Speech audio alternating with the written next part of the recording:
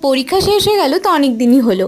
ওকে পরীক্ষার পরপরই বলেছিলাম শেষ হলে আমায় কিন্তু অবশ্যই ঘুরতে নিয়ে যাবে। যেহেতু দুজনেরই লং ড্রাইভ পছন্দ, তাই ও বলছিল ও লাইসেন্সটা বেরোলে তারপরেই যাবে। ঠিক 2-4 দিন আগেই আমরা লাইসেন্সটা হাতে পেয়েছি, আর কে দেরি করে। এত অসম্ভব সুন্দর ওয়েদার ছিল, তাই আমি শুধু আকাশের ভিডিওই করে গেছি।